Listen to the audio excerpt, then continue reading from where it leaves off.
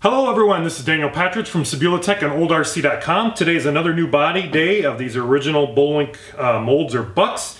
And today we're starting off with two of the stock car bodies. We recently had a vote on Facebook.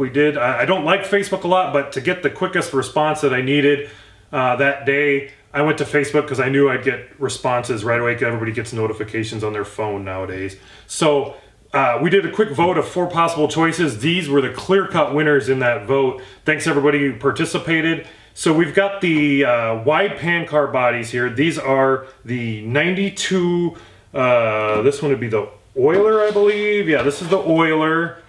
Then over here we've got the 92 Brisk. And they both have molded in side netting and hood pin stuff. The spoiler, of course, in the back, more hood pin little spots on the trunk. The Brisk is kind of different than a lot of the other ones we've done in that the rear window area really just drops off really quick. It isn't a gradual roof line change and everything there like there is on this one here and a lot of the other ones we've done previously. I don't know if that's, someone might know better. You can comment below if that's true to the actual car of the era, or if that's just a problem they had when he was sculpting stuff and had to kind of fudge it at the last minute and to get the styling he wanted, but to, you know, make it look like it actually still had a trunk on the back of it there. I don't really know. I'm not an expert on that stock car stuff and I haven't investigated it fully. These will not have any window masks.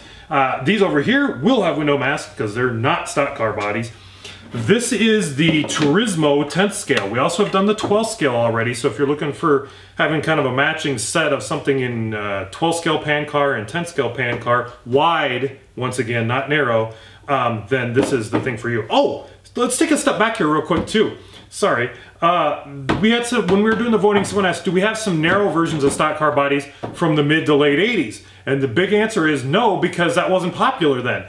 But I don't know when that became popular, really. So if you're an expert, you know, leave a comment below and I'll do a little research and maybe share in our next video who was the big manufacturer that kicked off the trend towards the narrower pan car chassis. I was not in the hobby back then at that point, so I don't really know. Was it Team Associated? Was it their Cobra? Tamiya was back then. BoLink? You know, who was it that started that trend towards the narrower chassis instead of the big wide pan cars that would be running like on the velodromes and stuff like that back in the day? I don't know. And BoLink didn't really start offering the narrow stuff until I think 90 and after.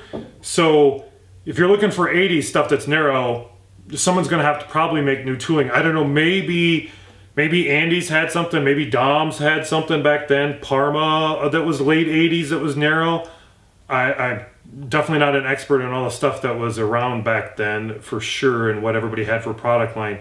So if someone's an expert on that and knows when that really started kicking off, leave a comment below. I'd love to kind of know myself when that became the trend that everybody went to.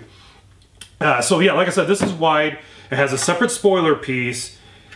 And I don't have a copy. I know BoLink would put instructions in a lot of these that say, here's how to attach these separate pieces.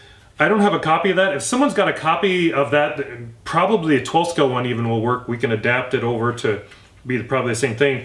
On how they expected you to attach this, I'm assuming you could just take some scrap pieces of Lexan, bend them into an L shape, attach them to the inside of the spoiler, and then put the bottom of it attached to the rear portion of the car and attach it that way on both sides. But I don't really know for sure.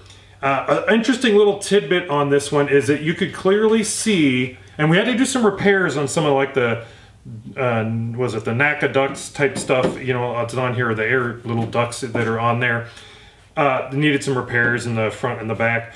But we noticed that it looks like the spoiler, Rick Jordan when he was working for BoLink, before he started RJ Speed, had this originally designed to be one piece and it was attached to the back of the buck here. And he probably realized, like we did when we tried to do the 12 scale as one thing, that it gives you very poor results in forming around this back area and inconsistent results. And it's better to have it separate from the body portion. And so he chopped it off. You can see a rough line where it was clearly chopped off the back here and then put down separately somewhere else.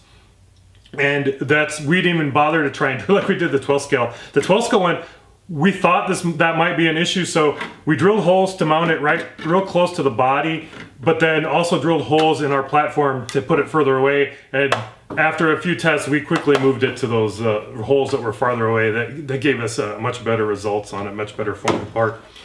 Then over here, this is what we're calling the Slander modified. It is the only dirt oval body modified thing we've got. Some of the other guys out there have got the other BoLink ones.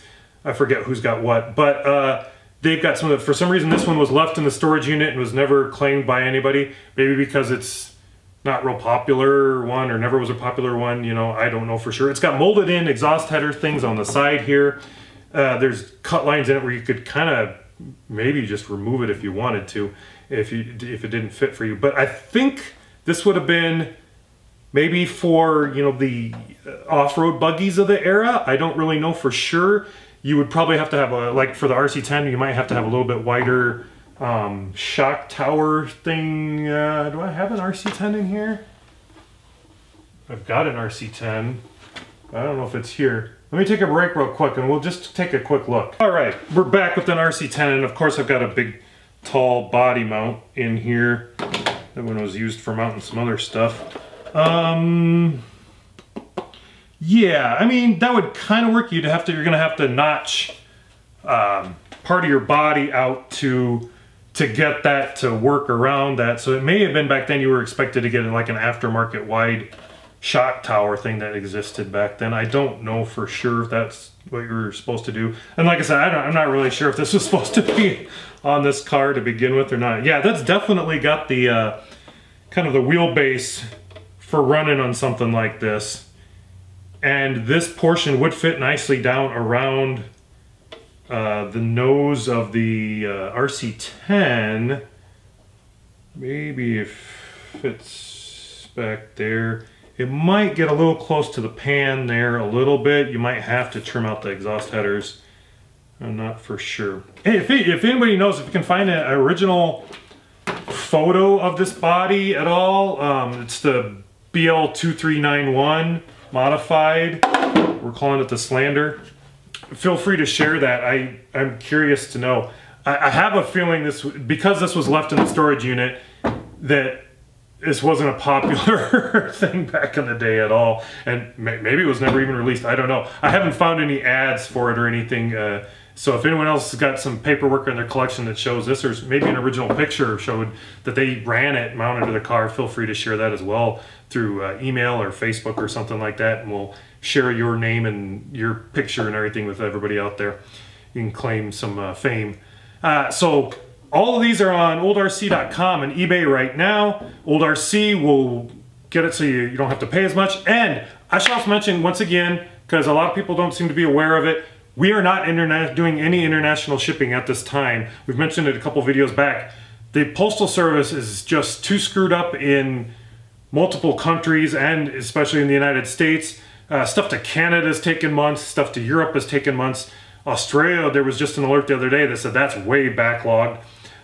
So we're just stopping. You could use a concierge service if you would like to, or a friend here in the United States. We're willing to do that, but we're not going to do it. We may switch to offering FedEx as an option, but that will be considerably more, but it will get to you sometime this year if you decided to do that. Where it's, like I said, it's taken 3 months for a lot of stuff, especially the bodies. The smaller stuff can go a little bit quicker, but bodies are really, really bad. They spend months or weeks just sitting in the Chicago warehouse for the Postal Service. And part of that is because there's just not enough passenger planes, people going to these different countries, and the Postal Service uses those passenger planes to put their cargo in the bottom of the planes. Well, those cargo holds are full up of other stuff, and so the boxes don't get on the planes for months, and they don't make it to the countries. And sometimes they do make it on a plane, but it'll be some total separate other country, and then it'll go from that country to the destination country, hopefully. We've seen stuff from the UK go to Denmark, and then to the UK. We've seen stuff for Australia go to Japan, and then finally get down to Australia and New Zealand.